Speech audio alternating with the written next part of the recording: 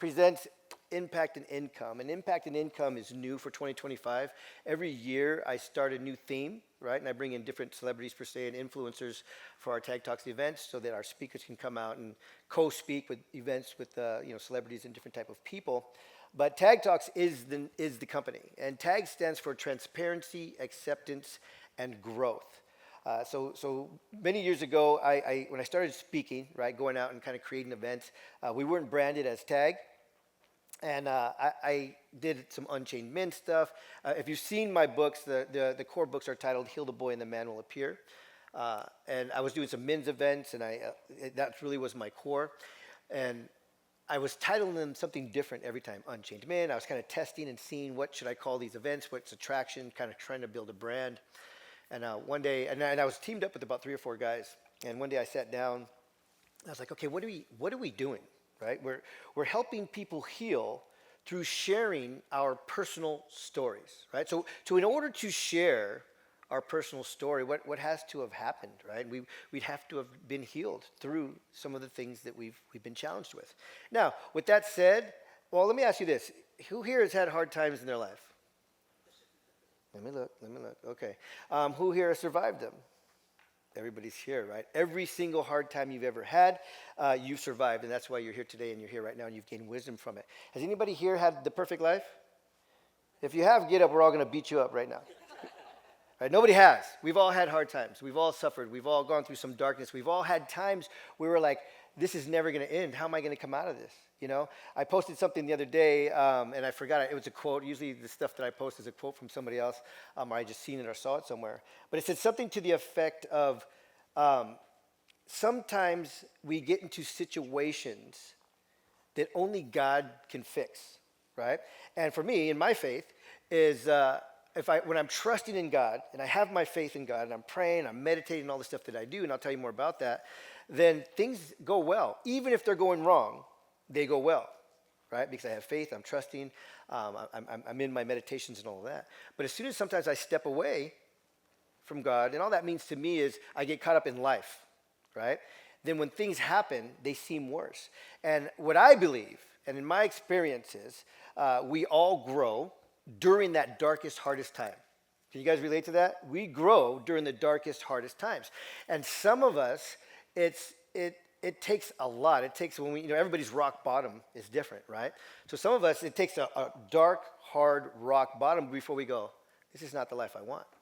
This is not the way I want to live. There has to be more to life. And I'm going to get into my story in just a second. But for me, it was San Quentin prison. I was in San Quentin prison, and I remember laying on my bunk. If anybody's ever been there, probably not. But the cells are this big. And I'm a little guy, but I can touch the walls like this, right? And then there's 2 bunks, and there's a toilet and a sink. That's the whole thing that you live in. And I remember laying there on my bunk, and rats kind of running in and out, and we try to keep it clean, all that kind of stuff.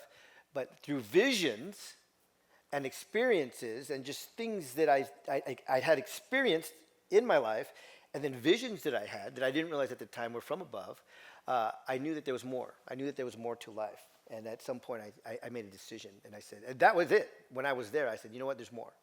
And when I get out of here, I'm going to change. I'm going to find something else, that there has to be more.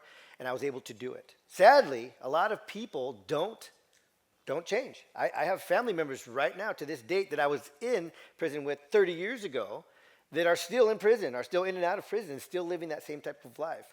So, I always ask this question. I don't have the answer to it, but like why? Like why me, right? Like all the stuff that I do now, the college, the training, the speaking, the self-development, all the stuff that I've done to get to where I'm at, anybody can do it. Anybody can do it, right? I mean, you hear it all the time. If I can do it, anybody can do it. But it's a reality, right? The life that I lived, and then here I am today. It's like, if I could do it, anybody can do it. That's a reality, right? And I think we could all say that, depending on where we've been and what we've done. So, I do ask that question sometimes, like, why me? Because I meet a lot of people, and when they hear my story, they go, man, that's insane that you made it out and this and that. And I forget sometimes that it is miraculous. I mean, miracle. It's miraculous because too many people don't make it out. They get conditioned by whatever life you're living. This got to be just prison. Whatever life you're living, right? It's so sad. I see people on the streets hooked on drugs, right? And there's young kids. I see young men, women on the streets, and I see older men and women on the streets too. And I'm like, what is it? Like, what is the shift that needs to happen in somebody? Right? So even though for you, wherever you're at, whatever you're doing right now, it may not be that extreme, there's something going on. And what I try to teach and help people understand is don't wait till you're at the rock bottom, because you can shift whatever your challenge is right now. You can shift it now. You don't have to wait until that dark rock bottom happens and you go, I have to change something. Now, like I said a minute ago, the tough part for me, the frustrating part for me is even in today's age, to myself now, I still find myself doing that. When the hardest thing happens, and I'm like, man, I have to fix this. I have to switch it out. And for me personally, it's like I'm recently. Well, I say recently, my divorce is final in 2 weeks. I was married for 32 years.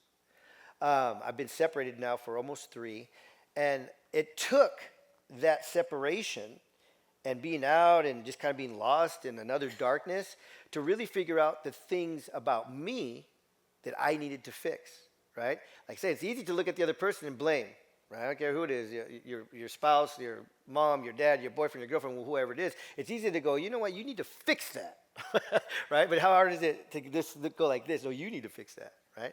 Have you heard what you see in others exists in you? What you see in others exists in you. Man, that is real. That is real even if you don't notice it, right? So if somebody is irritating you, whatever they're doing, you do. In some form, in some way, you do. That's the truth. And if you pay attention to it, you'll look at it and you'll go, ooh, I do that. Or I used to do that, and that's why it irritates me. The other side of that that's wonderful is when you love somebody and they shine, they're bright, and you're like, man, this person is awesome. Like, why are they so awesome? That's you too. That's in you. What we see in others exists in us, right?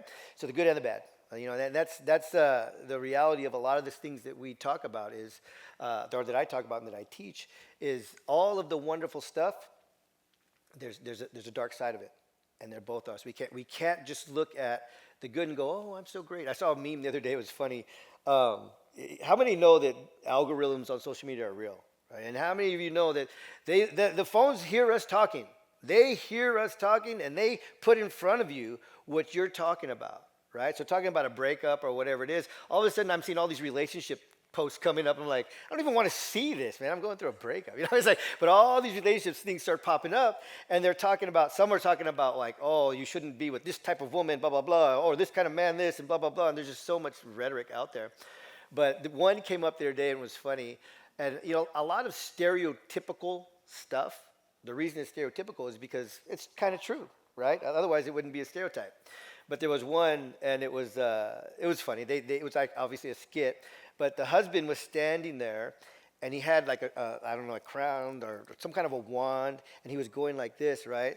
And his wife walks out all like she's just an angel, and she walks out like this.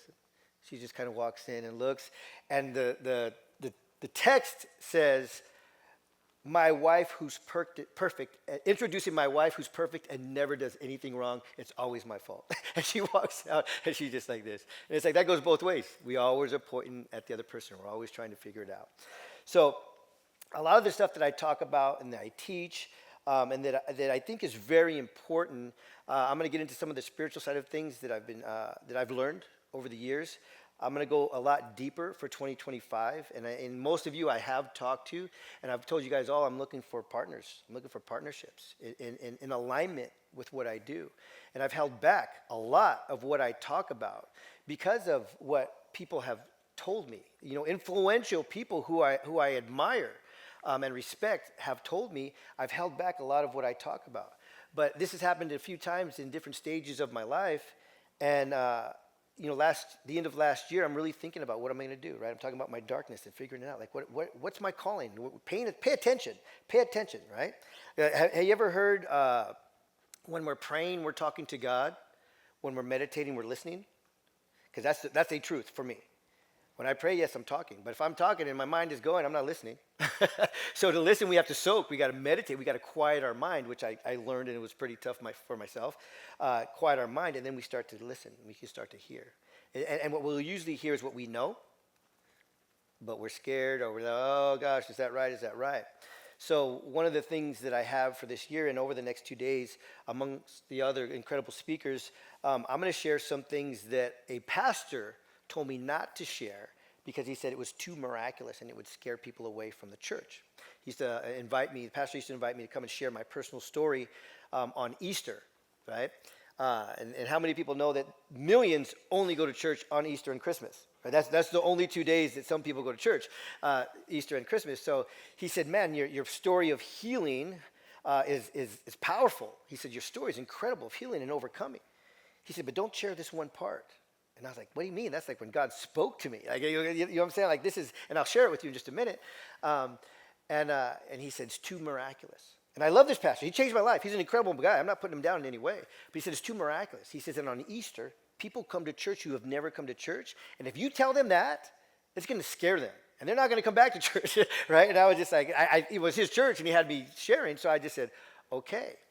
And then even before that, years before that, when I wrote my first book many years ago, the first version of Heal the Boy and the Man Will Appear, there was a lot about God in the book, right? And I'll tell you, when I'm speaking, when I'm sharing, I do talk about God. I'm not trying to convert anybody. I mean, what you believe, and that's fine.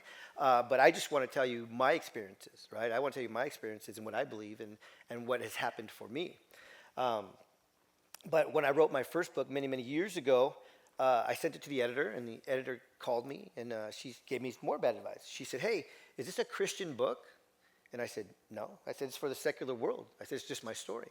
And she said, I think you talk too much about God in this book. And I said, well, I don't understand. Like, that's my message. And she said, it might turn people off. And I didn't even think about it because it was my first book. I've written 8 now. It was my first book, and I was getting help trying to figure it all out.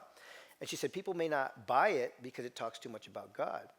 And I thought about it, and I said, now I've thought about it over the years, and I thought, you've heard don't read a book by its cover. Everybody reads a book by its cover. When you buy a book, for the most part, you look at the cover. That's why you buy it, or the title. Everybody does that, right? Most people don't go through the book and go, oh, he's talking about God, or he's talking about AI, or he's talking about this, or talking about that, and say, I don't want to buy this book, especially in the self-development realm, right? So anyhow, she told me to take a bunch of stuff about God out, and I did. I took a bunch of stuff out. The second version of that book, the subtitle is Transforming Childhood Trauma with God and Psychology. So I put it all back in the second version. And the neuroscience, the psychology, and everything else that I learned. So she told me that, and I took that out. I took a bunch of stuff out. And then I once spoke, that happened to me another time. That wasn't it. Oh yeah, similar. I spoke at a men's group one time, and this was for a church too, about 150 guys there. And I got up there and I shared my personal story.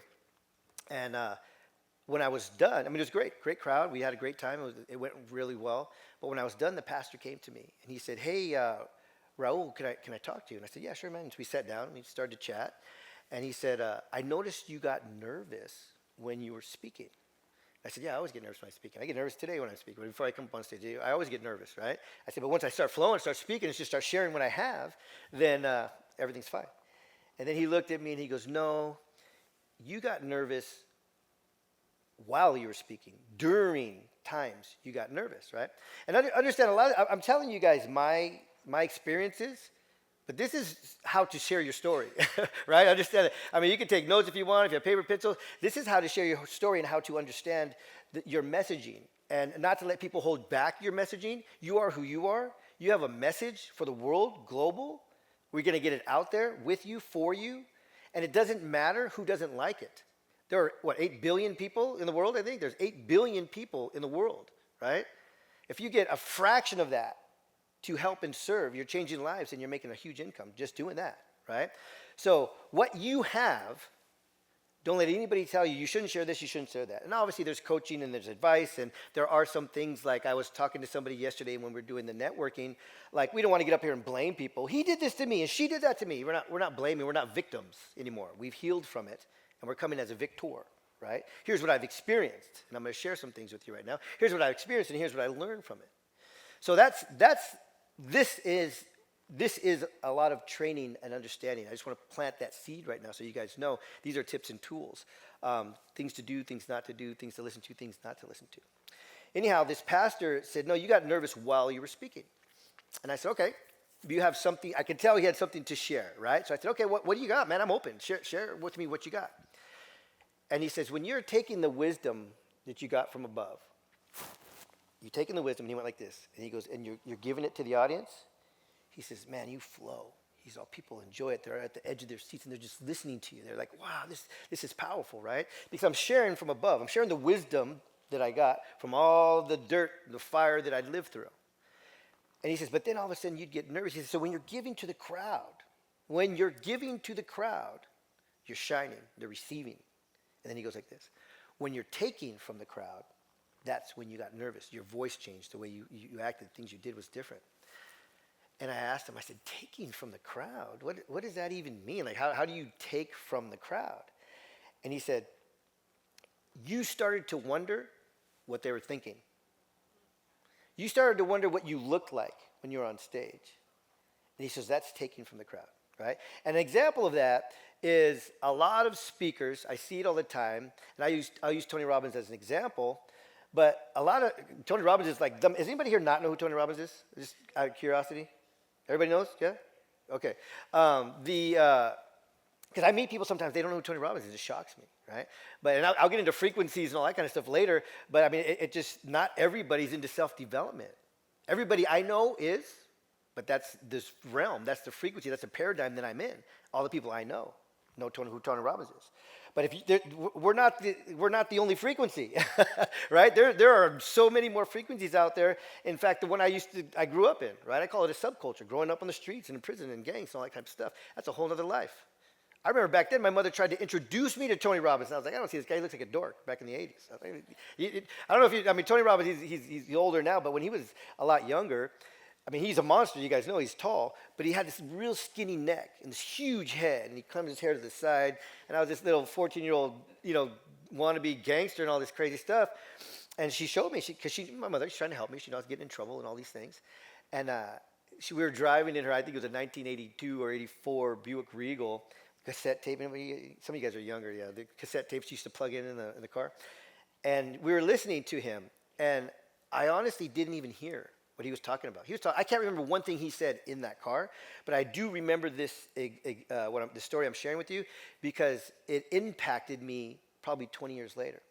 So my mom said, you need to listen to this guy. Listen to what this guy's talking about. And I picked up the cover to the cassette, and he was wearing a yellow suit, skinny neck, big head, hair was all fluffy and parted to the side.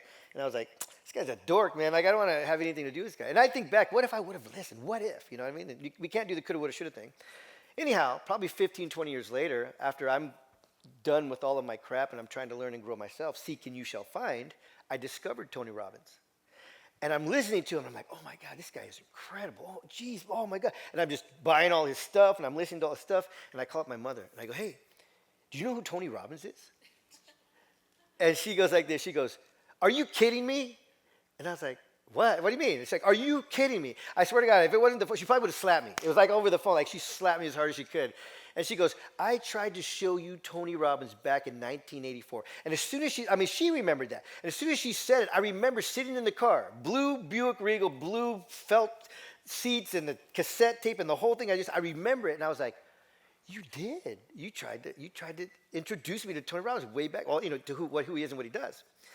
And I was just like, wow. And then she was like, well, I'm glad you finally discovered him. Right? And that goes into a whole other thing of the teacher will appear when the student is ready. Right? How many people have tried to give you wisdom that you just go, right? You don't even pay attention to it. So there's so much that happens, right? And the reason I even brought Tony Robbins, I started to show you that story, is that because he's so big, and because he's one of the greats, a lot of people try to emulate him when he's on stage. So I don't know how he walks, but however he walks and the stuff he does and all this type of thing, right? And so people will watch the speakers that they like, Bob Proctor's, Les Brown's, all incredible speakers, Gary V's and all this kind of stuff. I don't know if you remember when Gary V first started, He's chopped it down quite a bit, but he was like the one who created the whole cussing thing from stage, right? I know Tony Robbins does here and there too, but he does it for different reasons. But Gary Vee was just a cusser, man. So all of a sudden, everybody started cussing, and their excuse would be like, "Oh, I'm just being authentic," right? But none of those same people are cussing anymore because Gary Vee stopped. So you weren't being authentic; you were trying to be like Gary Vee, right? So like paying attention to how people are acting and trying to be from the stage. If you're acting, if you're trying to be a certain way from stage, you're taking from the audience, right? So he told me that. He said, when you're taking from the stage, when you're taking, then that's when you get nervous. So I thought about it, and I said, okay. And then he went like this. And this is the powerful part that I teach in my trainings regularly. Okay? I use the same hand signals that he used. Take what you've got, the wisdom you've got from whoever you believe in, the higher. I hope you know there's a higher power. I hope you know there's a creation. I hope you know that that there's more than what we're living on this earth right now. But he says, take what you got from above, and you pass it on, and you share that wisdom. And then he says, from there, it's not up to you to make people believe you. You just plant the seed. You be you. You share your message, and you plant the seed. And then he went like this. He goes, and let God touch them. It's not up to you.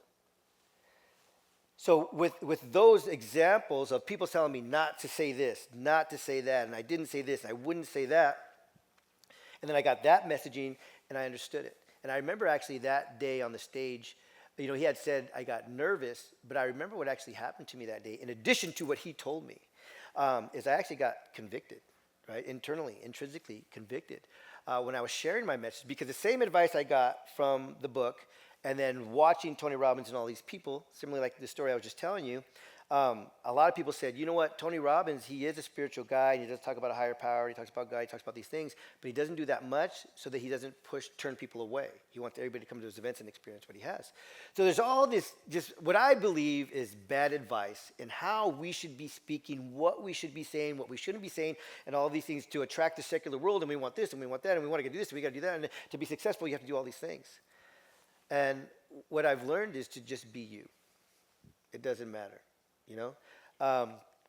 You have a message. You've all experienced something. And I tell you all the time, your wisdom is not common knowledge. What does that mean? Your wisdom is not common knowledge. What is common knowledge? Can somebody give me an example of common knowledge? One of the easiest ones?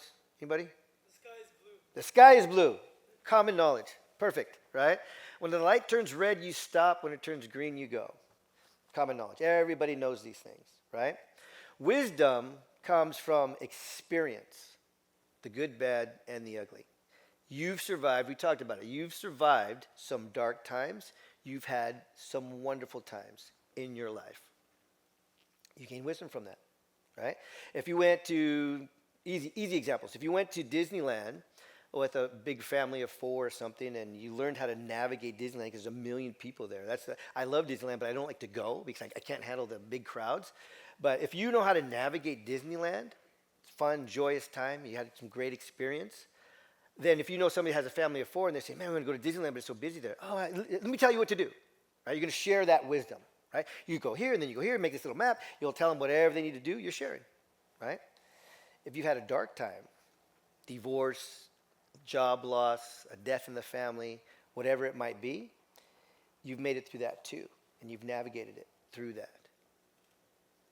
I remember when my father passed away at a very young age of 47, when he passed right in front of us, I didn't know what to do. Like intrinsically, internally, I remember just looking at him, and I didn't know what to do. And I went and I sat down, and I was just sitting there in this daze. And then, my parents were separated, they'd been divorced. But my mother did come after all those years. I was surprised she came when he passed. And I told her, I don't know, what do I do now? What am I supposed to do? And she just looked at me. And my mother's always given me great wisdom that growing up I didn't probably listen to.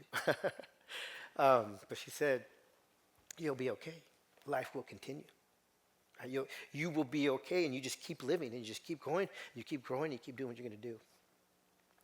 And I think that that hits me because my mother's about this tall. She raised 3 kids by herself, no help from the father, and she groomed dogs. She was a little entrepreneur, and I think that's where I probably got it from naturally.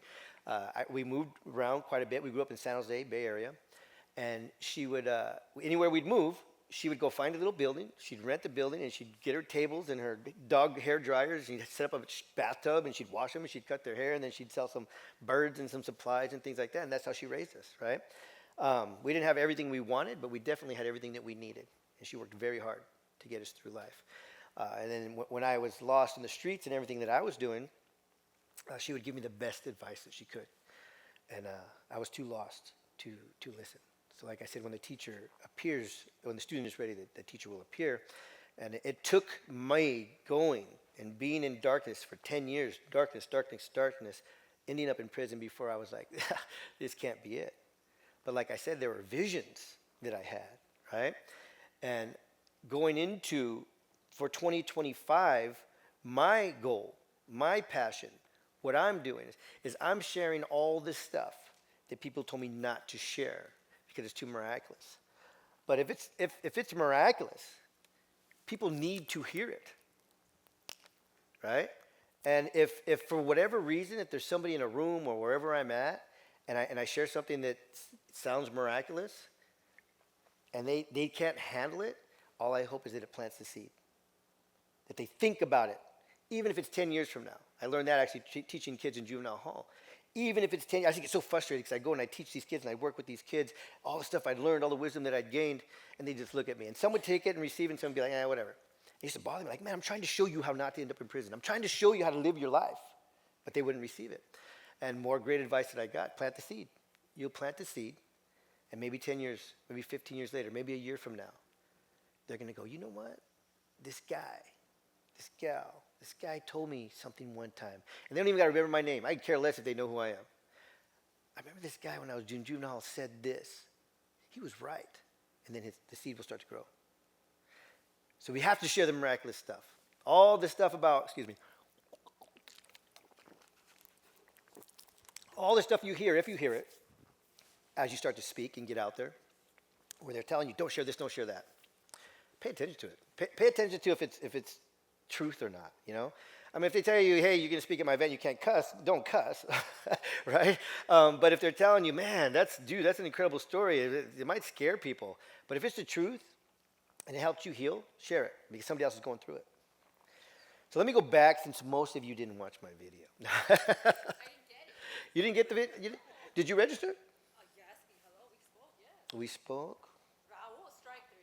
There we go. Strike 3. I think we're on strike 5 already with you. And you're still here. That's funny. Okay, so when you registered, it should have been sent to you. But it's okay. Anyway, let me just go into, and I'll do it briefly. Otherwise, I'll be up here for 2 hours. We got a lot of other cool speakers and trainers and people that I want to bring up. But I start from birth, you know, and one of my coaches many years ago, I remember I got on the phone on a call with this coach, and he said, tell me all about you. And I said, okay, like, well, what do you want to know? He's all, start from birth. And I said, what? He's like, tell me about your parents, tell me where you live, tell me where you're born. I want to know from birth. Excuse me.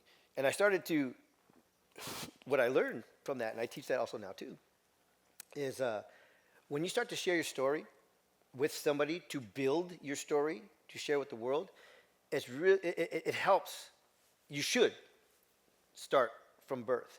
Because as you start from birth and you start to share all of these things that are happening, you'll start to remember things that you forgot, that even you experienced, good and bad. Oh, yeah, I forgot this. Oh, you know what? I didn't even remember that. But yeah, that was cool. You know what? I think that can help people. And you'll go through the whole thing. So as you do your story, and as I work with people, I do the same thing that this coach did for me. We get on Zoom calls or we sit down and I go, okay, tell me your story. Start from birth. And just listen. And I take notes and I listen. And I also have the ability, and I think most people here, most people that I attract to these events, you have a heart and you want to serve people. Does everybody here want to help people? Everybody here want to serve people? Good. Most of us have two things that happen. Well, there's a lot of things, but two things that I always notice is people always want to tell you their challenges. They always want to say, hey, and even random strangers will be like, hey, this happened to me. And they'll tell you just things. It's like, whoa, they want to tell us. And whether they're looking for advice or whatever reason, whatever our frequency is, whatever your light that you're shining, people could sense it, whether they know it or not, and they want to share with you.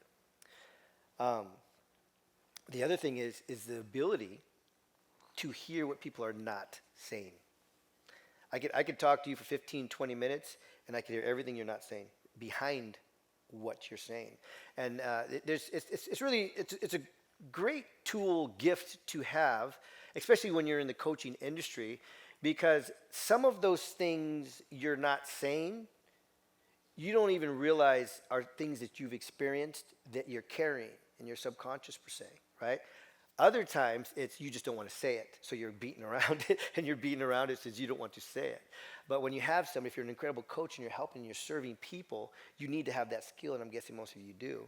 You need to have that skill so that when they're talking to you, when somebody's talking to you, when you're coaching them, you can go back and you can ask the question, right? You can ask the question, well, I heard you say ABC. Do you think that may be affected by, DE, whatever? And they'll look at you and they'll go, you know what? I hadn't thought about that, but yeah. Or they'll look at you and they'll go, yeah, but I didn't want to say that, right? So those skills are very important. So this coach asked me, he said, tell me your story from birth. And I said, okay. So I said, I was born in San Jose, California. My mother and father were high school sweethearts. And then my father went to Vietnam War. They broke up, when he went to the war. And then she got married while he was gone, and she had 2 kids. And then when my father came back, he didn't get married, but he had a daughter. So my mom had a son and a daughter, and then my father had a daughter. And they ended up coming back together, and they had me. So I'm the youngest of 4, and the only child to my mom and dad. Grew up in San Jose, California, Silicon Valley. Do you guys know Silicon Valley? I'm a lot older than many of you. Silicon Valley was not in existence when I was growing up there. It was fields. It was apricots, it was cherries, there were walnuts, there were figs. I think there was even cotton at some point. It was fields. And that's actually how my grandmother's generation, with my father and my uncles and all, even ended up in San Jose, is they crossed, my grandparents came from Mexico into Del Rio, Texas, and then they were crop workers. And they followed the crops all the way to Santa Clara County, which had all these, different crops, and they were picking and the whole thing. And then the area just grew and grew. So when I was growing up, it wasn't at all what it is today. I mean, I don't think there's any empty land around the Bay Area in any place at any time. But there were huge fields everywhere. And it was like you were living in the country, honestly. It was interesting to look back. It was like you're living in the country. So it was a beautiful place to grow up. We lived on farms. We had horses. We had animals, this whole thing. And I became very close with my father. I was always with my daddy. Everywhere he went, I would go. He'd invite me. We'd go places. I got a lot of great memories from those early years. One day, my mother comes home, and she says, son, get in the car. We're going to go for a ride. I'm in the garage playing with my dad. My brother and sister were already with my mother, and she pulls up in the car. She says, get in the car. We're going to go for a ride. And it wasn't a big deal. All of my family on both sides, my mother's side of the family, my father's side of the family, all lived within probably a 5-mile radius of us. So we were always at one of our aunt's house, our uncle's house, our grandparents' house. We were always with family. So I figured we were going to go visit family. She put me on a plane, and I was excited. I saw this big plane. I was like, oh, wow, I've never been on a plane. Got on the plane, and we flew to Alaska from San Jose. Got out of the plane, snow and fun, and she's like, hey, we're going to go to this place. I got this really cool place, and we have a snowmobile, and she's telling me just all this exciting stuff, right? So I'm 7 years old at this point. I'm 7 years old. And I go, and I see the snowmobile, and we're kind of riding around on it, and we're having this fun. I get back to this apartment. I don't know where it came from, but we go back to this apartment. I go to sleep. I get up, and the fun has died down, and I look up at my mom. I say, hey, Mom, where's my daddy? Where's my dad? And this is where my life completely shifted. There are things that happen in our lives that completely put us on a different path, different directory. If we're going like this, boom, it'll just take you off. And that happens at all times during our lives, right? Things happen all the time. This can happen all the time if you're not paying attention, if you're not doing the work, if you're not doing your meditations, if you're not doing the self-development stuff, it'll take you off path and take you on a dark place. I know a lot of people, honestly, sadly, that grew up very young and like the perfect life. Went to school, never did drugs, none of that stuff. And then something drastic happens in their adulthood and they end up doing drugs and the rest of their life just goes wild. Where I was kind of the opposite. I did all this stupid stuff when I was young and then I got done and then, I kind of grew up. So it's sad how that can happen. You could see somebody go up with the perfect life and then one thing just take off rails them. So my mother looks down at me and she says, don't worry about your dad. You're not going to see him again. And the emotions that I didn't understand at the age of 7, sadly, a lot of the people that I work with as adults don't understand their emotions, right? Do you know emotions are energy? Emotions, energy in motion, right? Example, if you're watching, anybody have kids? Kids, grandkids, kids you love? If you're watching your kids play a sport and they score, could you sit it like this? No way, right? Yeah, you're gonna say, "Oh my God!" You're gonna be happy. You're gonna celebrate. That's an energy. You cannot sit there like this if your kid scores, and if you do, get some counseling. No, it's impossible. It's an energy, right? That's the energy I'm talking about. Ooh, it's an emotion, joy, happiness. Unfortunately, when negative things happen, we hold it in, right? Somebody pisses you off. You're like, "Oh," you're pissed off, and you hold it in. What happens if you compress energy? Anybody know? Boom. At some point, it's going to explode. You ever see people quick to anger? Like that, passing them on the freeway, cussing you off, flipping you off, honking the whole thing. I mean, I don't know what it is on the road. People don't like other people to just pass them. It's not even about cutting them off, just passing them. You ever come up to a car and they start speeding up like that? Or they're driving really slow and you're behind them so you kind of go around and then they speed up? Like, what is it about passing people on the road? I don't understand it. Like, drive as slow as you want. I'm going to go around you. Like, you don't got to be mad at me, But people are so filled with all these energy, these emotions that they're carrying. They don't realize it. They don't know it. All ages. My youngest client was 9 years old. And this lady heard my story, and I'm going into more about with my father. And she heard my story, so she came to me. She said, hey, my son, he's battling right now. His dad's been gone for a couple of years, and he's really battling. I can see the darkness that's coming into him. I know how to help him, but I heard your story. Can you help him? So I said, of course. So 9 years old, my oldest client was 89. This guy, same thing. He heard my story. And he pulled me aside. Hey, man, he's the old guy, gray hair. Hey, man, come here. So I walked away. Hey, how you doing? What's going on? He's like, man, I didn't know that emotions were energy. I didn't know you can control your emotions. And, and I don't know what my face looked like because, I'm very much just engaged in listening. But I'm like, this guy's 89 years old. And he didn't know that he can control his emotions, control your thoughts. He had no idea. He lived his whole life in probably a darkness, in a rage, quick to anger, because he's filled to here with all of that dark energy, pissed off at everybody, fighting with everybody. And the sad part, the hard part, I could imagine for him, is how many times he fought with his spouse or his kids or people and all these things because he didn't know. He thought it was just himself. I hear people all the time, if you're already in the coaching industry, how many times have you heard people say, that's just the way I am? It's just the way I am. That's not true. That's what you've been conditioned to be today. But if you learn, you can change it just like that and be an entirely different person tomorrow. It's just the way I am. It's the way I always be. Oh, don't say that. What we say happens, right? Don't say that. You got to switch the way you think. So she looks down at me and she says, don't worry about your dad. You're not going to see him again. And all of the emotion that I didn't understand, pain, sorrow, sadness, confusion, just any negative emotion you can imagine went through this little 7-year-old body. And I'm just like, shh, I could feel it. Just this energy coming through me. And I didn't know what to do. And I actually shut down. Like I wouldn't even talk. And I remember I'd get up in the mornings, and every morning I'd ask for my dad, and I'd start to cry every single morning. And my mom would drive me to school, and I'd be crying in the car.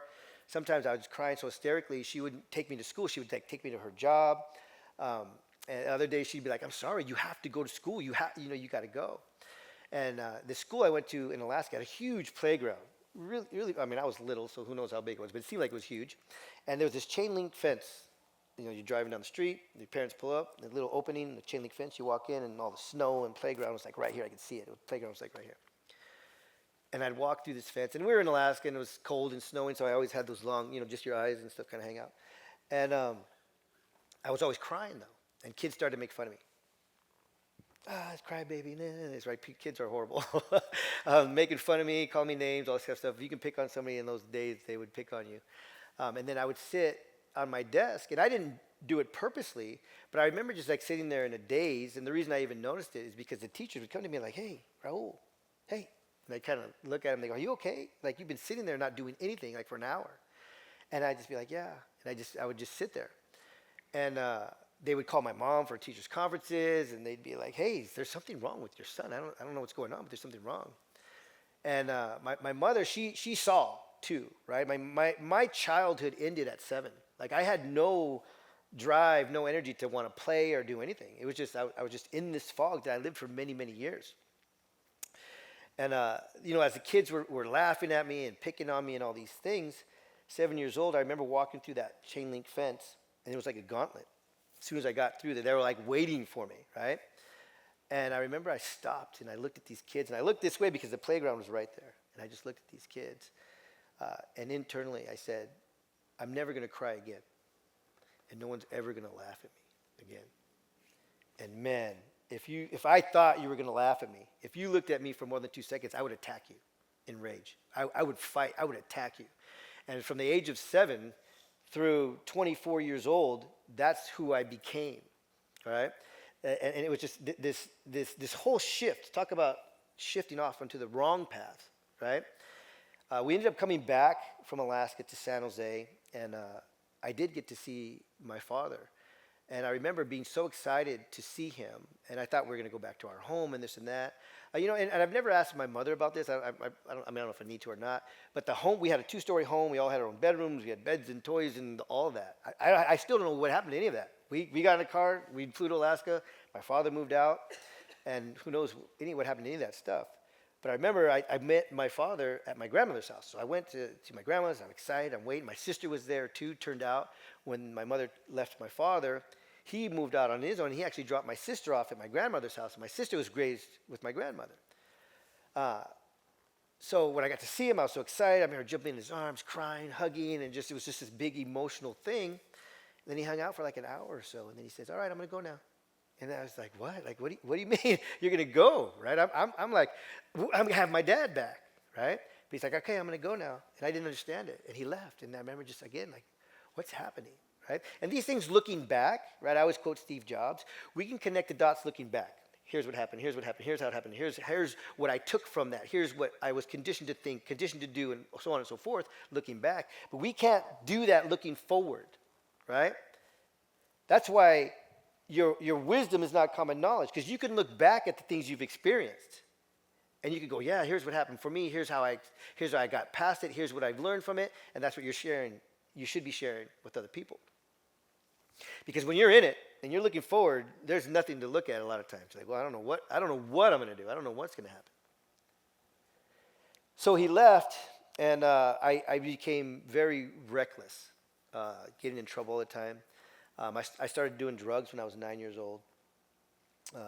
I conceived my first child when I was 13. I was already in a gang, drinking, doing drugs, the whole thing. And then because of that wild life and being on the streets, I got incarcerated at 14. And some people think, "Well, where was your mom?" My mom was working.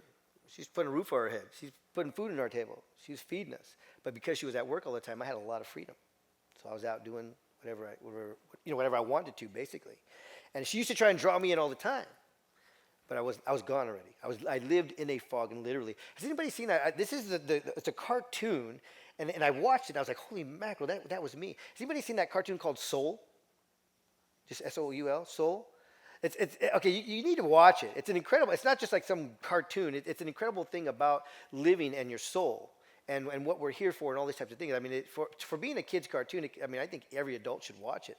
But there's this one part in it where this soul, he wants to know why he exists. Right? Like a lot of us ask, "What am I doing here?" He wants to know why he exists. So he ends up going on this journey with this elderly soul, or I don't know, whoever it is, and they're walking him around. They're showing him earth, and they're showing him different parts of the spirit world and heaven, all these different places. And there's this one scene and they're just little cartoony guys, right? But they're like this, and they're walking around, and they're in a big circle of fog, and they're literally in the fog in this cartoon. They're all just walking around. They're all just kind of aimlessly walking around. And he says, "What is this? What's happening?" And he goes, "Oh, those guys are lost souls, and they live in a fog." This cartoon, I don't know, came out 8 years ago, 9 years ago. And I had been talking about living in a fog for so many years because I literally felt I lived in a fog. Like I couldn't see this far as far as where I was at, what I was doing, why I was doing what I was doing. This whole time from being 14 and starting to get incarcerated, I was always asking myself, why do I do what I do? I did a lot of dumb things. Why do I act the way that I act? I acted like everything was great and I was this cool guy because sadly, when you're a young guy, the tough guy in the gang, all that kind of stuff, young girls like that. So it just pushes you to do it more because you're attracting women. You think, right? You think, "Hey, how you doing, my friend?" You think that it's a cool thing. You're conditioned, and if you're lost and you're hurt, you feel like, oh, there's significance coming from this. So I'm going to do more. I'm going to get in more fights. I'm going to do more stupid stuff, right? Why do I do what I do? Why do I act the way that I act? Because I acted like I was this tough guy. But inside, I was just broken. Like I had no idea what this darkness was inside. And then the third one was, why do I feel the way that I feel? Because I felt broken. There was always something wrong. I always felt like something was wrong. So at the age of 14, I got incarcerated. By the time I was 16, I remember sitting in court. I think I was 15 or 16. I was sitting in court, and no parents were there. I was sitting there by myself.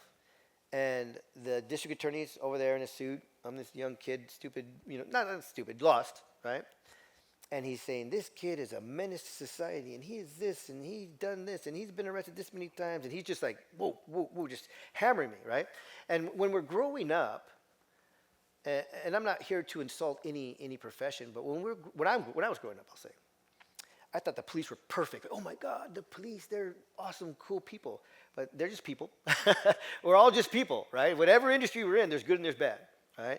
So we look at doctors, we look at all these different types of people, attorneys or whatever it is, and we think, oh, they're right. We have to listen to what these people say. So he's saying all this stuff about me. I'm looking up at him, and I'm believing it. This kid's a menace to society. He's no good. He's this. He's that. He's that. And he's saying all these things, and he says, so with that, we're requesting to make him a ward of the court. His mother can't control him. We want to take him from his mother. And they said they granted it. Boom. So they granted it, and I was taken from my mother. And from 14 through 24, I was the vast majority of those 10 years, I was in some form of facility. I think we did some calculations one time. I was never out of some type of facility for more than 30 days. Did a lot of dumb things, like I said. The person I am today, I was not when I was in prison. I'll tell you, I belong there. Didn't do anything heinous, just a bunch of little dumb stuff that landed me there. But I was living that, what I call a subculture. I was living that life. And when you're living in that darkness and in that life, there are all kinds of traits that you pick up. Right? You've heard the 5 people you hang around? Well, I hung around, 2,000 guys in prison for years. I mean, that's the person that I was. But I did have these visions. I didn't know they were God. I didn't know they were coming from. But these visions that I usually don't share, I'm going to share one with you right now. These visions put in me, my heart, my mind, my body, my soul, that there's more to life than what I was living. There's more to life.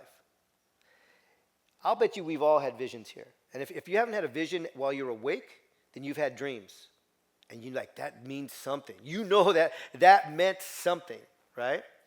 Some of you, I bet, have had visions, but you didn't even pay attention to them. That was me for many years. Vision after vision after vision. And I'd see it. And I mean, they'd be a flash. They'd tell me a whole story in a second. But I'd look and I'd just keep going. And one that helped me shift while I was in prison and said, there's more to life than what you're living, was I was on the yard one day, and honestly, I think I had just got to San Quentin, and I was on the yard and I was at a table playing dominoes. And if anybody understands that life, everybody self-segregates by race, right? And then you're self-segregated by race and then by gang. The Mexican gangs have southern gangs, and there's a northern gang. I was from Northern California, so I hung out with those guys. So we're playing dominoes on this table. There's probably about 20 or 30 guys sitting here. We're just all in the same area of the prison. This is our spot, right? They have their spot, and so on and so forth. And one of our guys comes walking towards us. I remember I'm sitting facing the yard this way. One of our guys starts walking towards us, and all he's doing is he's coming like this, and he goes, "Hey, we're going to get down. We got to get down. We got to get down."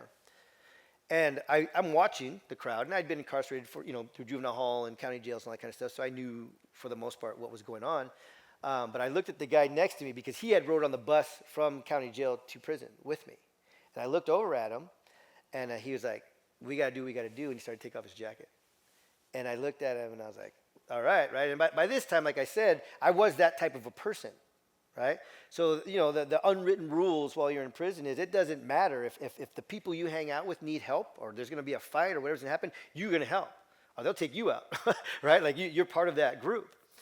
So I looked, he got up, he was taking off his jacket, and I said, all right. So I got up and I took off my jacket. But in the second it took me, the half a second it took me, I'm sitting down, I'm looking at him, I see him start to stand up, and I got up like this, and I looked at everybody else that was getting up.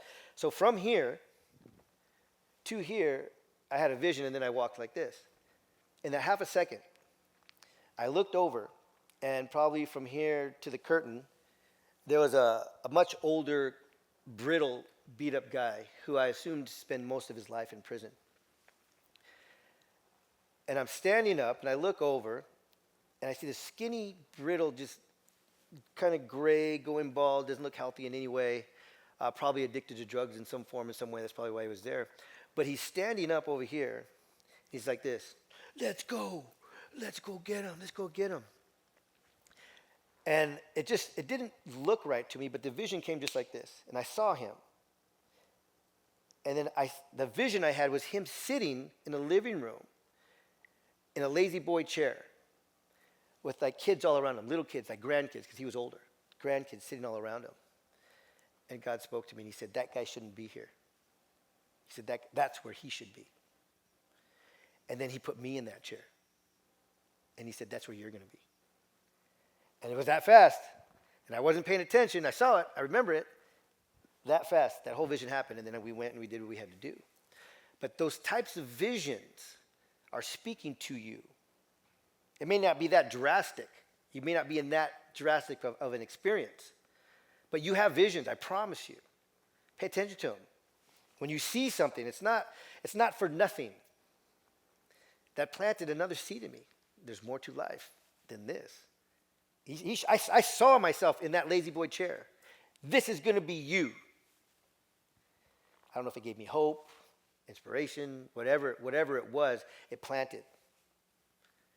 And I said, oh, okay. I still lived the life I was living. I still was doing stupid stuff. But I kept having these visions and these plants and these plants and these plants.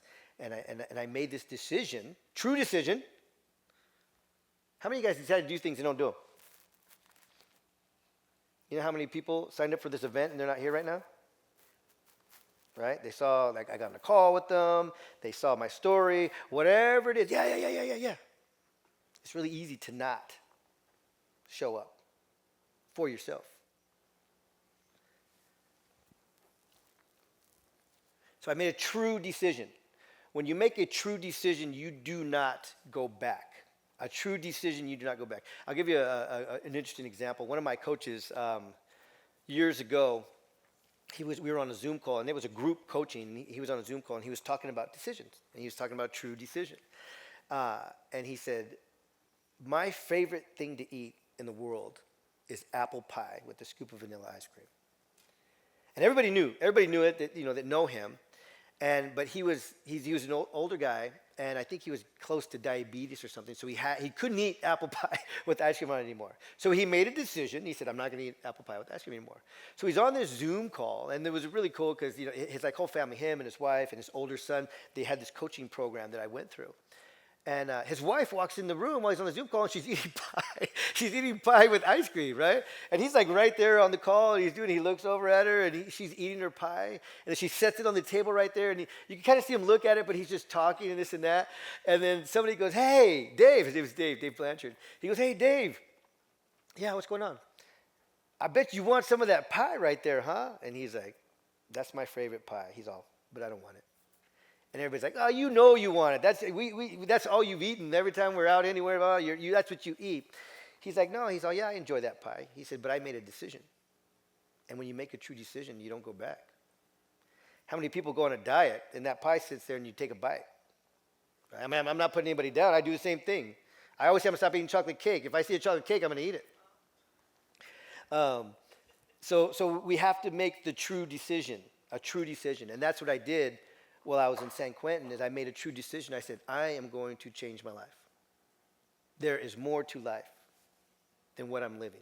Those were the core things that came to me. There's more to life than what I'm living. I say that over and over again because I don't know where you're at in life, business, relationships, but there's more. There's more. We're never at the end. We're always learning. We're never at the end. We're always learning. We will continue to have challenges in our life, but if we're in the right place, mind, body, spirit, we'll get through them with wisdom. I got out of prison, and I went back to San Jose. When you get out of prison, you're on parole. Everybody's on parole for 3 years. And you have to parole to the county that you committed your crimes in. You cannot leave the county for those 3 years. You got to stay in your county. I knew, because I went right back into the neighborhood, paroled right back in the neighborhood where I grew up, getting in trouble the whole time. And I knew if I stay here, this is before I started doing self-development. This is before I got into God, before I got into all this stuff, college, anything. But something told me, again, if you stay here, you're going to go back to prison. If you stay in this neighborhood, you're going to go back to prison. And this is before you've all heard this, I hope. The 5 people you hang around is who you are, right? Financially, business, job, relationships, everything. The 5 people you hang around the most, that is who you are. I didn't know that quote, but something inside me said, if you stay here and you start hanging around these guys, that's going to happen. And I'll give you not so much a vision, but it got a message from this. The lifestyle I was living, when you get out of prison, within 24 hours, you got to check in with the parole office. When you're in the gang life, they tell you the gang is more important than your parole. You check in with the gang first.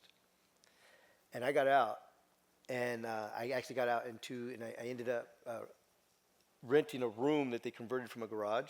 And it was so big compared to my cell, right? My cell was like this. So it was like a 2-car garage. It was converted. It was so big. It was like I was, at Disneyland or something. So I stayed in there, though. Literally stayed in that room for 30 days. And when I say literally, I'd go to the store and come back. I would not go anywhere. I was in this room for 30 days. And I get a call from a homeboy, a friend of mine, right? And a good friend of mine. And he calls me up and he goes, hey, I heard you've been out for 30 days. And I said, yeah. And he's like, man, he's all, you haven't checked in. And I go, yeah. I said, I'm just trying to lay low, kind of adapt back to society and, get on track. And he goes, I'm going to come pick you up. And you don't say no to that lifestyle, right? And this guy was a really good friend of mine. Guess who they send to take you out? Somebody close to you, right? Have anybody seen that movie, American Me? Right? That's the realest prison movie I've ever seen. Like, the things that happen, that is the realest, authentic prison movie I've ever seen. So you can watch that and you can go, that's what it's like in prison. In that movie, they tell the brother to kill his little brother. That's who he trusts. And he did it because he was dedicated to that gang. So my best friend, for years, you've been out for 30 days. I'm come pick you up. I'm skeptical. I'm like, okay. I'm like, all right. So he pulls up in a van that he's never had. He's never had a van as long as I've known him, but I've been locked up for a couple of years. So he pulls up in a van, no windows on it, and I look at him from outside the van, and he's just looking at me, hey, what's up, man? And I walk over to the van, and I open the door, and I kind of look into the back of the van. I look in the back, and it's just empty. And I go, okay. So I jump in, and we're both looking at each other really oddly, like, what's going to happen, right? What's happening right now? I'm looking at him. And he's like, hey, we got to go pick up some stuff. And I was like, okay. And I think we picked up some shotguns. I mean, we're doing dumb stuff, right? That lifestyle. We picked up some shotguns, dropped them off, picked this up, we're just doing these runs around San Jose. And honestly, that is kind of when it came to me, like, if I stay here, I'm going to go back, because I can't say no to these guys. So I went to my parole office, and my mother had moved from San Jose to a little town called Cloverdale. Anybody know Cloverdale? Most people only discovered Cloverdale because way back Polly Klaas. You guys remember Polly Klaas? She got kidnapped from her house. They found her in Cloverdale, which is about, I don't know, 30 miles away from where Petaluma. Anyways, my mother had bought a little. This is way back too, in the mid 90s, and she bought a little property over there, and it had a little side unit there. And she said, "You could come and live in this side unit. We have a little rental unit." I said, "Okay." So I went to my parole office. And I didn't know at the time like you couldn't leave the county. I mean, you couldn't leave the county, but I didn't know you couldn't move. And I said, "Hey, I got to get out of here, man. I want to move to. My mom has this little side unit, and I want to move over to this. I don't forget what county it was, Sonoma County maybe." And he said, "You can't go anywhere." He said, "You're on parole." And I told him, and he saw it. He saw it in me that there was something driving me. I didn't know self-development. I didn't know God. I didn't know any of the stuff that I know today. But I knew I needed to get out of there. And when I said, I need to get out of here, if I don't leave, I'm going to go back to prison. And my guess is not too many of these guys that get out of prison say that. The majority of them probably don't even want to check in. They probably give them a hard time. The whole authority versus convict and cop and all that kind of thing. But I was like, I got to change, man. And he just looked at me and he's like, here's how it works. He says, I will make you an appointment with the parole office up there, and they'll interview you. And if they can accept you into their county if they want to. But if they say no, you can't go. That's all right. Set up the appointment. So he set up the appointment. I drove over there, I don't know, I think 2.5 hour drive, whatever it was. And I sit down with this parole officer. And I still am I'm living that lifestyle, right? I just got out of prison, so I'm still, knucklehead per se, subculture. And I sit down in front of this guy, and he starts basically just like being a jerk, right? Saving my life, but he was being a jerk, in my opinion, back then. And he has like a green squirt gun. He has like a red plastic bullet. He just has these little toys on his desk. And he starts interviewing me, and my file's like this big. And he's like, he's looking at me. He's asking me questions. You this, or you that? Do you know this person? Do you know that person? He's just asking me, grilling me, asking me all these questions. And then I told him my message. I said, I know if I don't leave where I'm at, I'm going to go back to prison. And I don't want to. I'm trying to change. So then he goes to these toys that are on his desk, and he goes, you see that green plastic gun? And I go, yeah. He goes, you can't even have one of those. So you see this red plastic bullet? Yeah, you can't even have. If I catch you with a red play bullet, you're going to go back to prison. And he just started like going through all of these things. And this is like the jerk part. I'm like, hey, come on, man.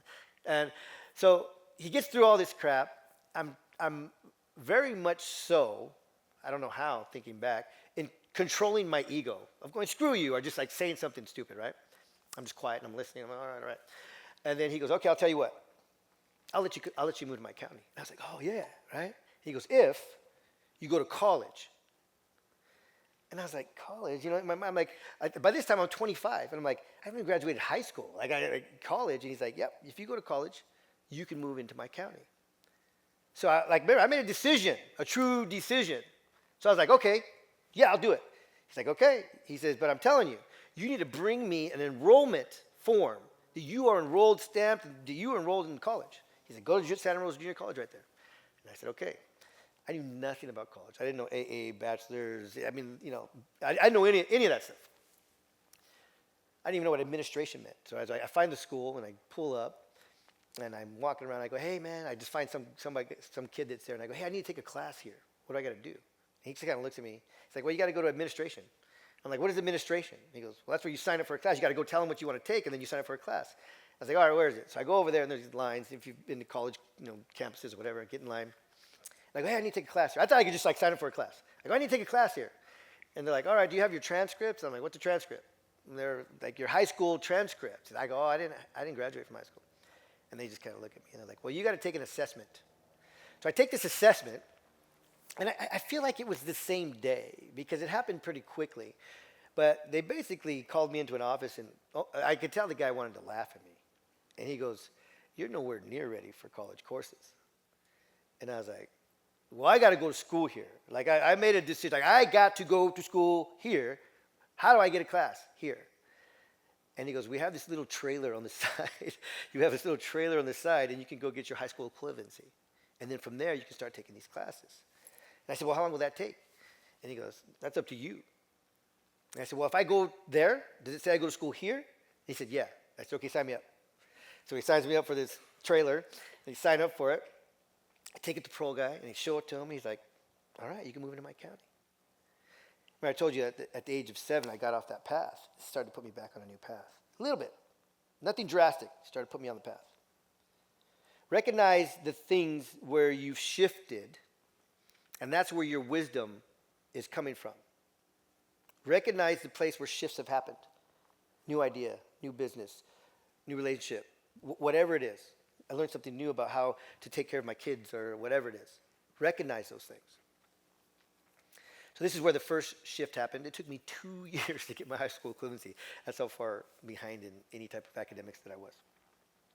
But then I was able to take real college courses. And they asked me, hey, what do you want to take now? You did it, you got it, cool. What do you want to do? And I was like, well, what do you mean? I want to take some classes. What am I supposed to do? Just give me some classes. They're like, well, do you want to do a general education? Do you want to transfer to a university, get a bachelor's degree? Do you just want to get an AA degree? He's saying all this stuff that I have no idea what he's talking about. And I'm like, just whatever. I don't know. Just what do I need to do? He's like, okay, I'm just going to put you on a general education. He says, and then when you get close to like an AA, we can decide if you just want to get your AA and be done, or if we take some other classes, then we'll transfer you to university and you can get your bachelor's. And I still didn't know what it meant, but I was like, okay, fine. In general education, one of the core classes that everybody has to take is Psychology 101. Does anybody take Psychology 101? This is where my life went in a whole nother new directory.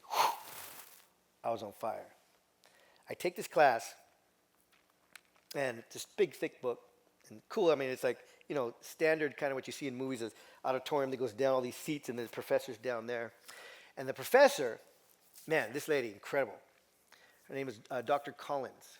She's Native American, and she's practiced her Native American spirituality.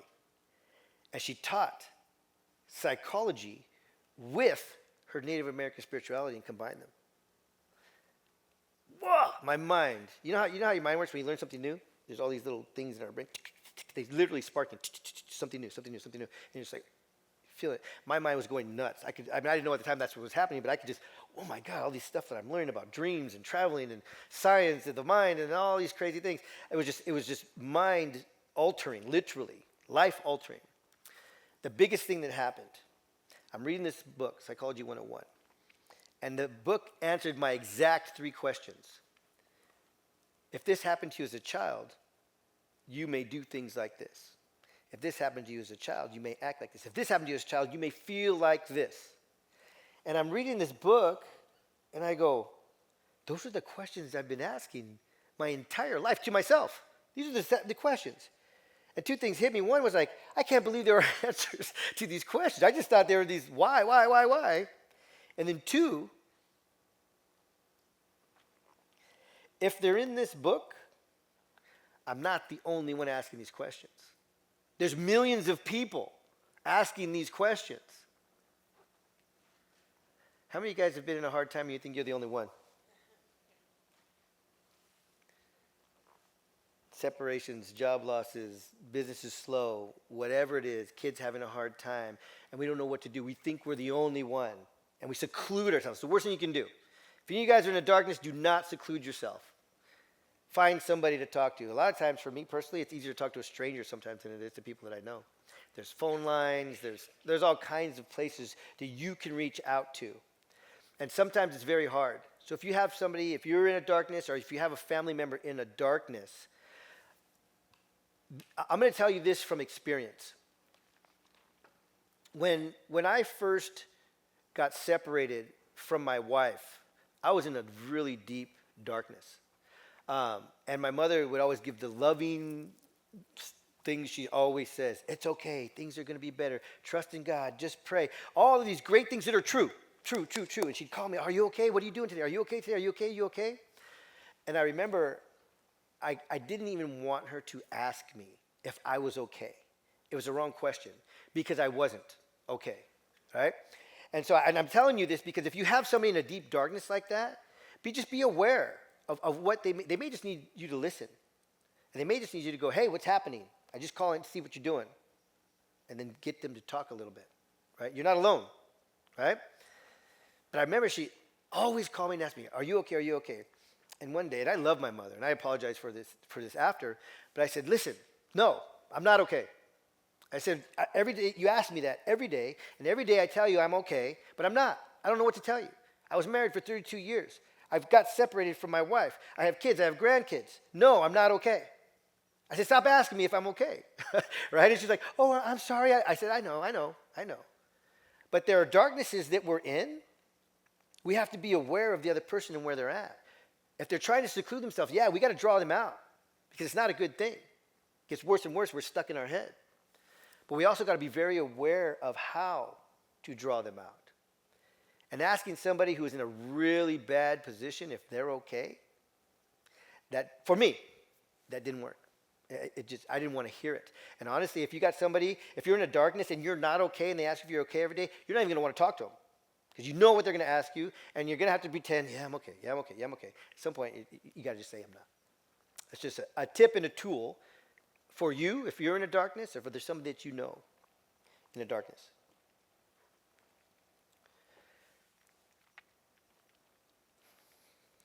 Let me go back to where I was at. Where was I at? I was talking about being in school. Those three questions were answered, and I was surprised that there were answers to those questions. And I dived into psychology so deep, I got off of the general education path that they gave me. So I studied every type of psychology I could. I studied every science of the mind and the body, neuroscience, epigenetics, biology. I mean, I was trying to figure myself out because I was so broken, I was so lost. And this psychology teacher just turned on this new brain for me, right? This new life of understanding and seeking and growing. So I studied everything that I could, but I got off of the GE, right? So a few years later, by 3 years go by, and I have, I don't know, 500 units, something insane, just way more units than I would even need to have a bachelor's degree even. But they weren't structured, and I still kind of didn't understand how that all worked. So I said, okay, I've studied everything I could here at this junior college. I want to go to a university. So I went to university, and I said, hey, I want to study psychology here. And they looked at my transcript, and they said, dude, you got a ton of units, but there's not structured. You need this class, you need this class, you need this class, you need this class if you're going to transfer here. And I was like, I don't want to take those classes. I want to learn what I want to learn, right? So I got turned down from a couple of schools. I started doing research, and back then there's no cell phones, and I think the internet was just starting, right? So it was like, if you guys remember when the dial-up internet, you would click on a page and walk away, and then come back, click, click, click, click, click, click, click, and the page would come up. Oh, wrong page. Click another one, walk away. I mean, it was slow, right? So I'm researching, I'm trying to figure out where is the best psychology school in the world. And it was Stanford, which wasn't that far, right? Where I was living, Stanford's the Bay Area. I get Stanford. So I go to Stanford. I drive to Stanford. I have my transcripts, and I go, I want to study psychology here. And same thing. They look at my thing, and they go, well, you're not structured. And, like, you have to take this test. It's the same thing. And I was like, I know, right? But decision. When you go after what you want, you'll find it. It doesn't matter. You've heard this. I hope you've heard this. You don't have to know the how. You just got to go after it. I don't care what it is. You don't have to know the how. You got to plant it. You got to go, I want this, and I'm going to get this, and you got to start seeking it, and they're going to say no or yes or no and no and no and no. You keep going, something's just going to open, and it's going to appear. So I'm at Stanford, I'm going, and I'm not taking no. I'm going, no, there has to be a way. I just want to take some psychology classes. I've taken as many as I can everywhere else. I need some classes. This is the best place. They have a special hall for psychology and all this cool stuff. Like, I want to go to school here. And the guy looks at me, and he walks away, and he comes back. He's like, he says, because you have so many units, you do qualify to take classes here. He says, but they're called continuing study courses, so you can take them as many as you want. He said, you have to pay for them out of your pocket, and it won't get you a degree. And I said, I don't care. I said, I'm not even interested in a degree, honestly. I want to study psychology. I want to study these things. I'm trying to figure life out. So I started studying at Stanford. Never got a degree. I got more units probably than most people with a master's degree, but they're not in a structure. And all that to say, nothing except I was seeking for me, and I found a way to learn and grow. So this time goes by, and all these years after going to school and learning and growing, I'm working, I'm doing all these things, I start to understand life. I'm understanding life now, right? Understanding is not healing. I knew why, how, I knew all the three questions, but there was still something wrong inside.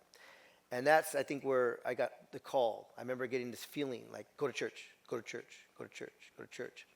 And there was a church in my neighborhood, and I would walk to the church, and I'd go and I'd sit there. I'd just sit down. I'd walk in, it'd be empty. I don't think churches are open nowadays. Before, churches were always open. You know that? They used to be just always open. You can walk in anytime. And I'd go in there, and I'd sit down, and I'd look at the cross or whatever, and I'd just sit there. And I'd be like, okay, I'm here. Now what? Nothing. I'd get up and I'd leave. I'd come back again, walk, take a walk, sit there. I'm here. I keep hearing, come to church, come to church, come to church. I'd sit there. I did that honestly for like a year and a half. Nothing. I got nothing. Now, I didn't go to service, but I just went to church and I sat there. I was called to go to church, so maybe that's what I was doing wrong. Until I actually moved out of that area, moved over, we're in Southern Cal right now. I moved over to kind of the Sacramento area, a little town called Rockland. And I was looking for a church to go sit at. And a buddy of mine said, you should go to this little church. It's called The Rock. And I went to this church and I actually went to a service. And the pastor, to this day, he's retired, but I hired him as my coach, my spiritual coach, because he's incredible. I know 100% this guy's anointed, and God speaks through him directly to me. And I think a lot of other people feel that way too. But every sometimes you go to a service. I don't know how often you go to church or don't go to church. But like I was going regularly back then. And before when I would go sparingly, every once in a while you'd get a message like, oh, that was good. I think that was for me. Every single service was for me. He might as well be the only one in the audience. He's just sitting here talking to me, sharing. So I got stuck. Not stuck. I happily got like, this is my church, right? And I got to meet him early on. And he had written a bunch of books himself. And one of his books was called Father Wounds. And it was a good match for mine. Heal the Boy in the Man Will Appear, Father Wounds. At the time, I think this is about the time I was barely writing mine. But it's called Father Wounds. So he had abandonment issues with his father also. And he would come and he would hug me when I'd come to church. I think he saw my brokenness, even with all the science that I knew, right? That's why the subtitle of my second book, With God and Psychology, because psychology is science, right? For me, it took both. And I think a lot of people can grow and learn by understanding both. But he would come to me and he saw my brokenness, and I had told him a little bit about my life and things. And he would come to me and he would hug me and he'd grab me. And he would just like hug me really tight. And I was used to no father, no man hugging me, right? So I would be like this, like, stop, like get away. But he could feel it, because I'm pushing him away like this, like don't come near me. And he would just hold on like that. He would just hold on really tight until I would like release. I learned that if I just release, he'll stop. Like he wanted me to stop fighting him, right? And I would always be like this, and then I'd let go, and then he'd let go. And he would whisper in my ear, he'd say, keep coming back. Just keep coming back. And he said, learn to quiet your mind. Soak in prayer. That's what I said earlier about meditation. Right? When we're praying, we're talking. When we're meditating, we're listening. He said, learn to quiet your mind, soak in prayer. I said, soak in prayer? I said, quiet your mind? Is there anybody here in this room that doesn't know or didn't know at some point that you can control your mind? Don't tell me you guys all knew that your whole life. Good job. I had no idea I can choose my thoughts. Thoughts that pop in, I can click off, that I can decide and choose what I wanted to think about throughout my day. It's a tool. It's a skill. Because ever since I've learned that, I still have to do it. Right? Negative things still come to mind. One of my challenges is every morning, when I wake up, I'm usually thinking about something that was wrong. If you wake up in the morning and you're thinking about what's wrong, you're not going to have a very good day. But it's part of my conditioning, understanding through the science side. Can you imagine waking up in prison every day, waking up in some kind of facility every day? You got to make sure you know what's going to happen, what's not going to happen, what might happen, what's wrong. You have to know those things.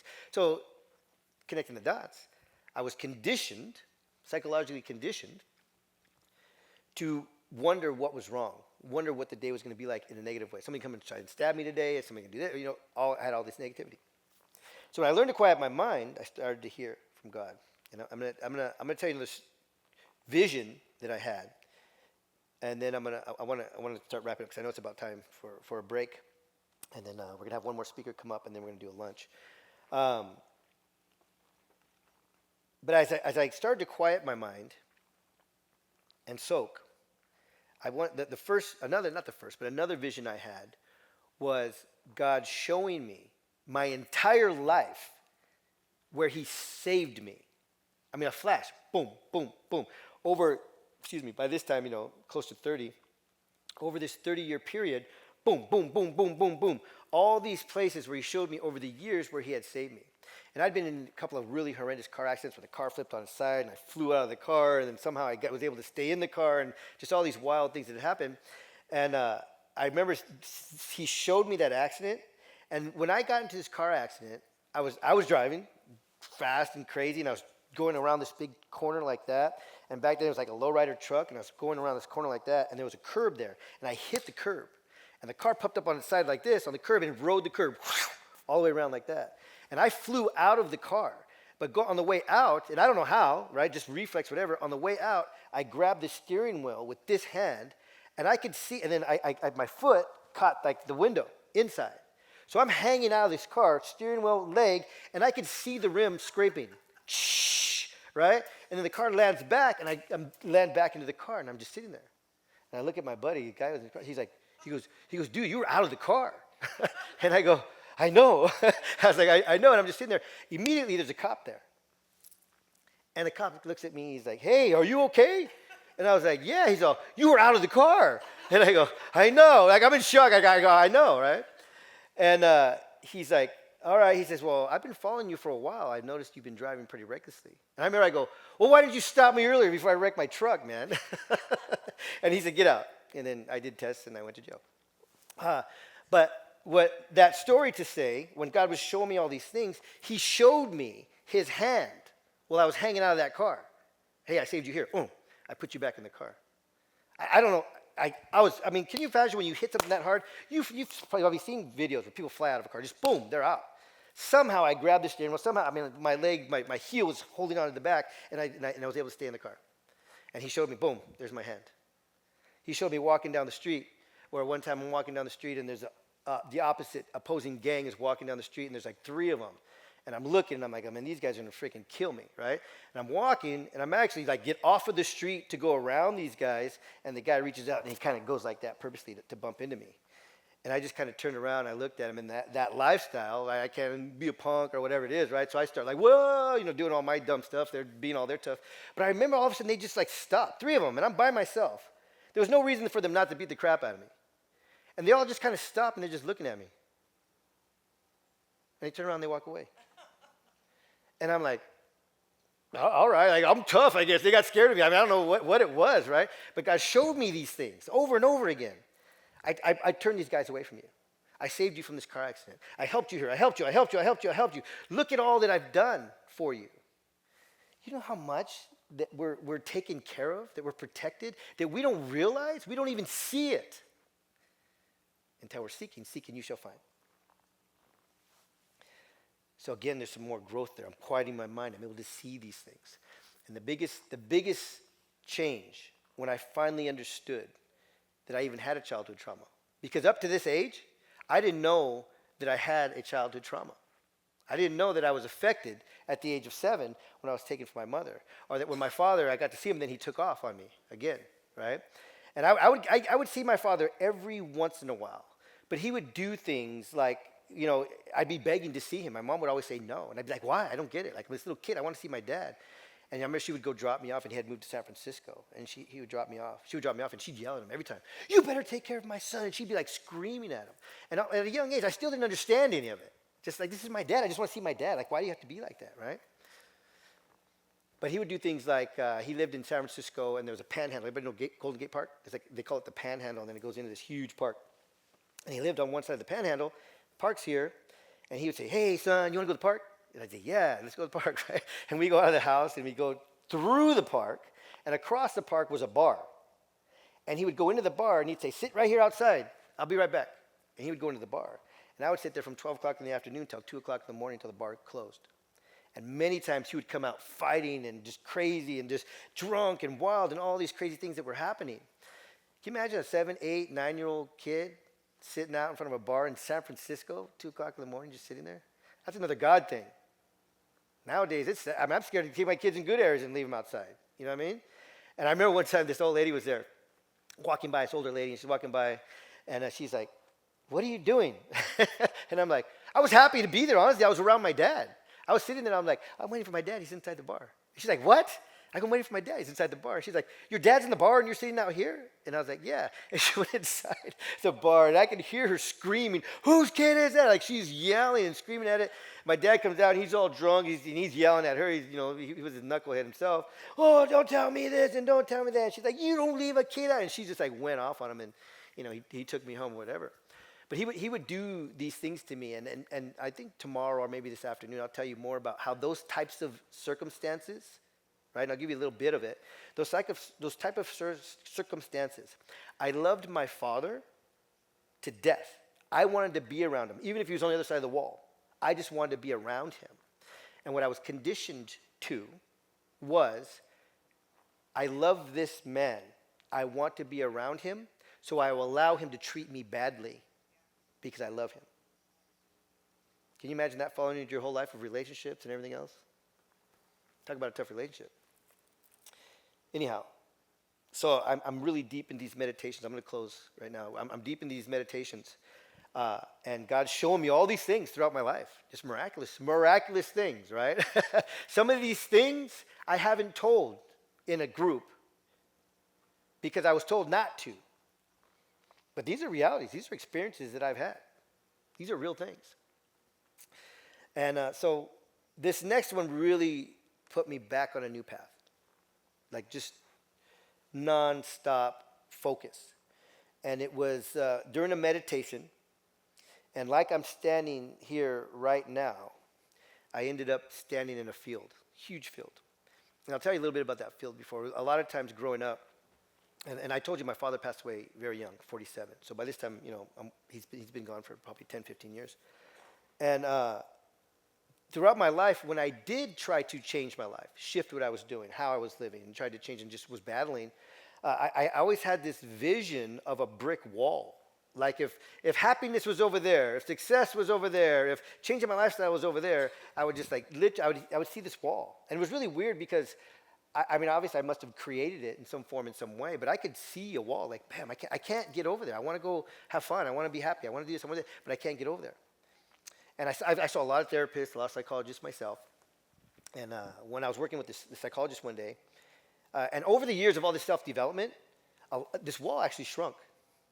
And I didn't know until I was talking to this psychologist. Her name is Chloe Madanis. Anybody heard of Chloe Madanis? She's actually Tony Robbins. She works with him. She's a psychotherapist. And because I went through one of his training programs, I got to work with her, right?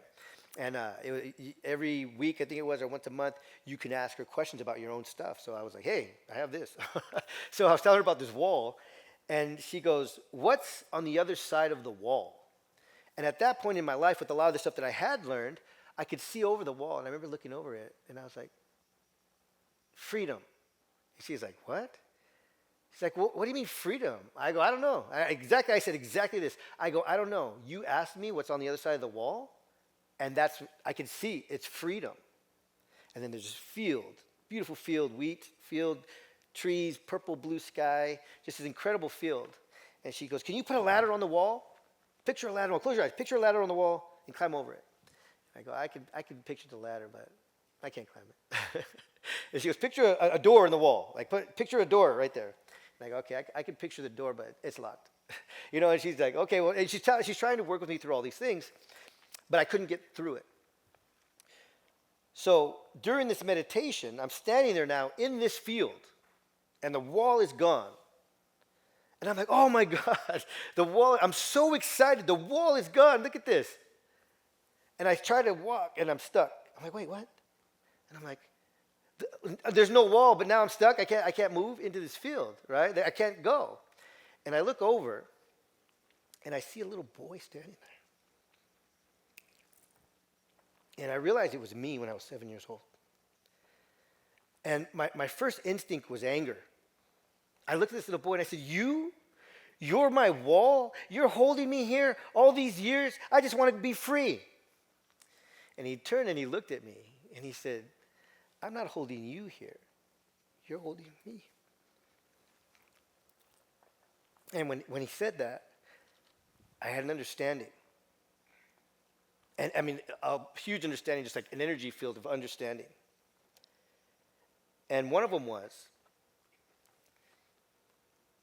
that this kid, this little boy, when he was taken from his father, became broken.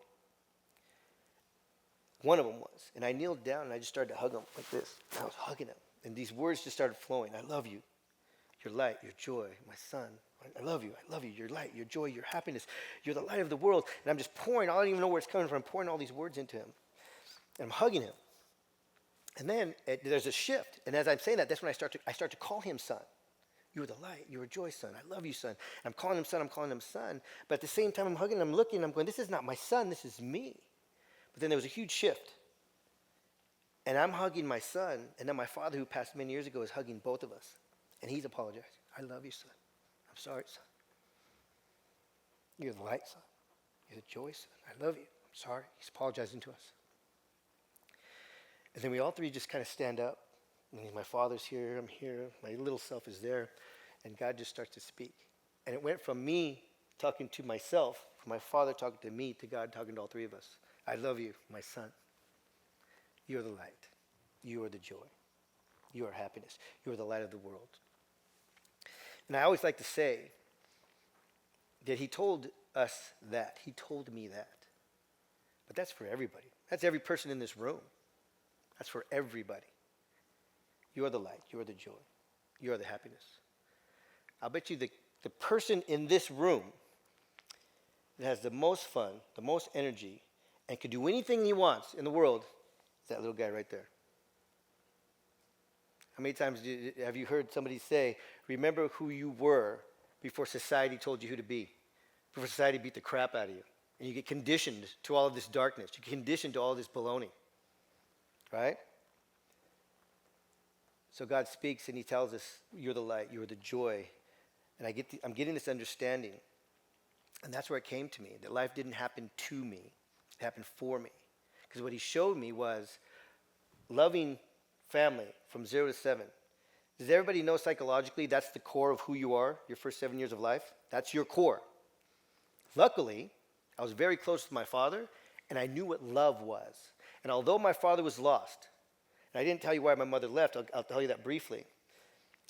But although my father was lost, during those 7 years, I was so close to him, and he did love Jesus. And we would play and love. I just knew what true love was. But then I became broken. But guess what? My core was still love. So when God spoke, he's talking about we are the light, we are the joy, we're the happiness. And then I saw myself at the age of 7 just broken, then doing drugs and everything. I just shared drugs and kids and alcohol at such a young age, taken from my mom, prison, and then college, and then church, and all of this whole life. I go, man, I've lived like 7 lives. I have so much wisdom that I've gained. And God said, this is what you're going to do. Life happened for you. You survived all of that. I let you survive all of that. And I think that's maybe where he showed me all those visions. And he said,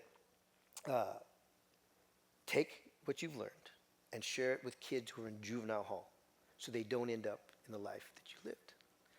So that was my calling. The next thing that happened is the little boy was in my hand. My father disappeared and the little boy was in my hand. I don't know what, how, why, just I'm standing like this and I'm looking at this little boy. And I was prompted to put him into my heart. And I'm like this. And my heart softened. And it was at that point that I even realized my heart was even hardened. And you want to know when it hardened? It hardened the day I walked on the playground. I said, no one's ever going to laugh at me again. And I'm never going to cry. And I created this alter ego that went and stood in front of that little boy. And he was the tough guy. He was the bad boy. He was the girl, he loved all the girls. And he was the fighter and the stupid guy and going to jail and doing all that stuff. He would not let anybody hurt this kid. No one was going to laugh at him. No one was going to make him cry. He defended this kid. The boy needed to be free. All the freedom, all the stuff that I was sensing was intrinsic. It was the inner child. You've heard that. This little boy wanted to be free. So I put it in my heart. My heart softened. I realized it had hardened way back then. And then he appeared in front of me. And he's just a little guy, and I look at him, and he starts to walk into the field, and I'm like, man, go. And he turns around, and I see him headed seat. I go, you're free. Like, why are you stopping? But then he came back. It's me. I'm controlling this kid. He needs to be set free. And I said, no, you can go, man. You were free. You're free. And he just like ran into the field and he kind of just disappeared. And I came out of this meditation with the full understanding. Like after all this college and all the prison and all of these things that I'd studied, it took the healing. There's a healing part that takes you to the next level. There's a healing part that you need to understand that comes. But you got to do the work. I've been going to church for a while. I've been praying for a while. I was practicing meditating. I had made a decision so many years ago. And the shifts came one at a time, one at a time, one at a time. That was just my time that it came. So if you're not doing the work and you're not seeking, that time's way over there. You got to start doing the work and going towards it. Right? You've heard.